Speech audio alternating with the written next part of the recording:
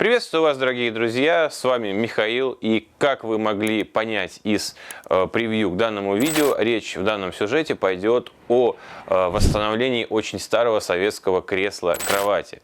Вообще восстанавливать такую мебель, на мой взгляд, нецелесообразно. Дело в том, что в связи с его возрастом и состоянием там требуется заменить порядка 70% всего, что в нем есть. Это очень непростой процесс, очень небыстрый, и к тому же не дешевый. Да и вообще данный предмет не имеет какой-то особой ценности, он не является музейным экспонатом, не является каким-то редким предметом. Но конкретно в нашем случае это кресло является культом для своего владельца. Дело в том, что у него с ним связаны какие-то воспоминания из прошлого или какая-то семейная история. Поэтому было принято решение, несмотря ни на какие трудности, это кресло восстановить. Так вот, что из этого получилось, вы увидите в данном сюжете. Погнали!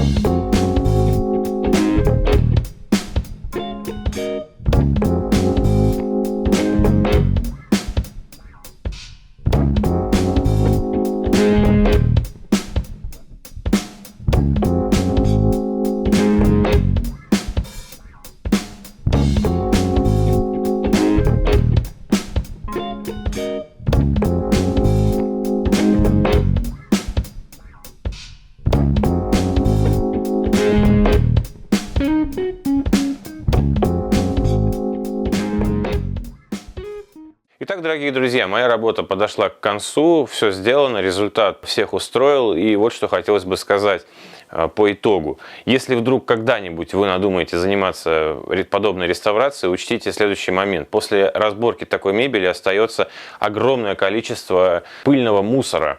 После разборки я вот ходил, кашлял здесь целый день, а потом еще полдня оттирал от плитки липкий поролон ножом и растворителем. Ну, процесс такой себе не очень приятный, вот обязательно учтите этот момент. По деньгам 8000 ушло на ткань, еще 1006 ушло на прочие материалы. Цена за работу, ну, каждый оценит по-разному. Лично я пользуюсь такой формулой, что стоимость материалов равна стоимости работы в данном случае. Вот нужна такая реставрация или нет? Ну, что вы думаете по этому поводу, напишите в комментариях. Итак, друзья, все мы давно знаем о возможной блокировке YouTube в России. И если вдруг когда-нибудь это произойдет, в описании под данным видео я оставлю ссылочку на свой канал на Яндекс.Дзене. Переходите, подписывайтесь, там все то же самое, что и здесь. Итак, если вам понравилось данное видео, обязательно ставьте лайк. Подписывайтесь на канал, если еще не подписаны. С вами был Михаил Теремков. До новых встреч!